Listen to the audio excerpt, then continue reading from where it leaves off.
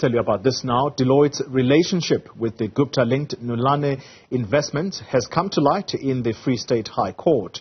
A second representative for the firm is set to testify in the 25 million rand state capture criminal trial today. The state has used this case to secure Interpol red notices and the arrest in Dubai of the two Gupta brothers. Now, details of the business between companies linked to the family, politicians and government officials is emerging in the ongoing case. Our reporter Erin is outside the Free State High Court and she joins us now. Erin, good morning to you. So this will be the second representative from the company Deloitte. What are they going to further add to the first witness that initially was with this company? Yes, Polly, that would be Hugo Buerta, who is likely to talk about the work that Deloitte's team has done on the feasibility or high-level due diligence study produced and given to Nulane Investments. In fact, just seconds before we crossed to you, Polly, one of the accused, that's Iqbal Sharma, moved in with his lawyer, or moved past us. He's there with Bronwyn Forbe, Mr. Sharma on the left in that grey suit with the coiffed hair. I've got to say, one of the best dressed of the accused, which is not just a kind of sartorial point, Polly.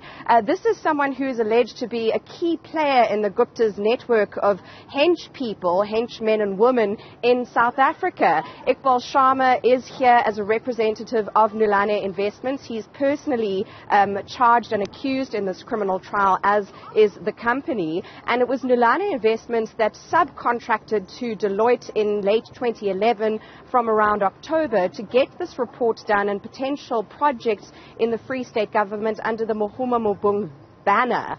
And the ostensible, the kind of official aim of that Mohuma Mobung drive was to empower farmers in the Free State government.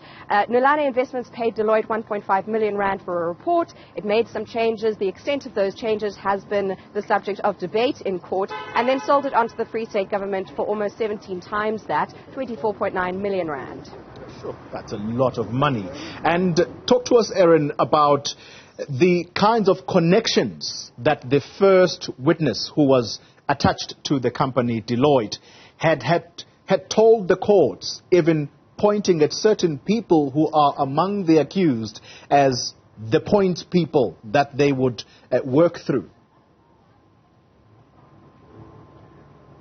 Yes, so Omri van Zyl, whom we heard from yesterday, mentioned Sharma as someone who was copied in on emails. Sharma's lawyer, who we saw there, emphasizing that there was no proof of receipt of those emails or even a response to any of them, to try and sort of clear his client of any liability for being roped into those communication chains. Also Dinesh Patel, who is Iqbal Sharma's brother-in-law, who is here representing Island Site Investments. He too is personally charged along with the company.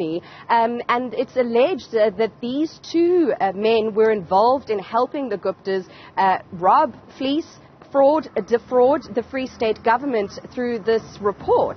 And so Omri van Zyl gave us some details on the engagements between Deloitte and Nulane Investments over this feasibility or high-level due diligence report. But clearly what was so interesting was to have some ventilation of prior engagements between Nulane Investments and Deloitte.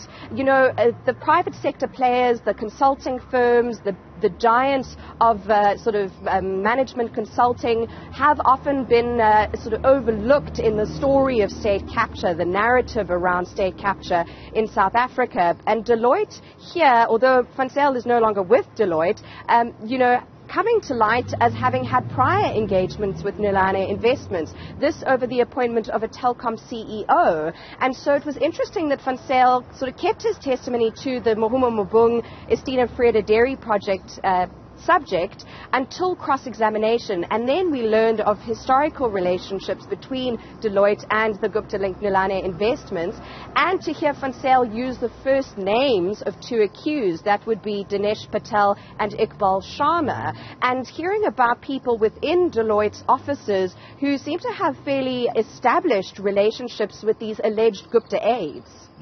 Interesting indeed. Erin Bates, thank you very much for the time being. She'll keep us updated on the goings-on in this trial. Still to